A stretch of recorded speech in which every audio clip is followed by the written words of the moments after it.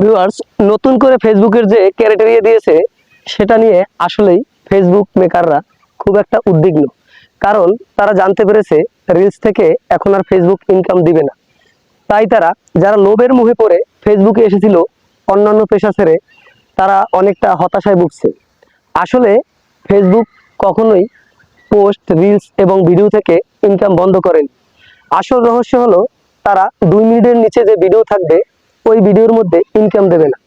তারও একটি গুরুত্বপূর্ণ কারণ হলো তারা ওই ভিডিওর মধ্যে কোনো ধরনের অ্যাডস সাবমিট করতে পারে না, যে কারণে তারা ফেসবুক কোনো ইনকাম করতে পারে না।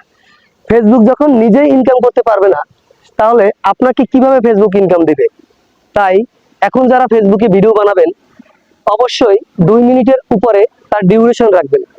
এই ডিউরেশনের মধ্যে ফেসবুক যে কোনো একটি অ্যাড ঢুকিয়ে দেবে। ওই অ্যাড থেকে যে ইনকাম পাবে ফেসবুক, সেই ইনকামই আপনাকে কিছুটা অংশ ফেরত দেবে।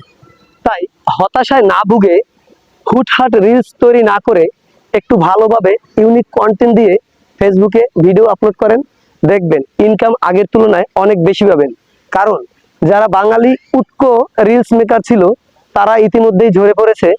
আপনারা দেখতে পাবেন যারা এই ফলোয়ার গ্যাদারের জন্য 30 মিনিট 20 মিনিট ফেসবুকে একটি ভিডিও বানিয়েই আপলোড করে দিতেন, সেই সব ভিডিও এখন আপনার সামনে কম আসছে।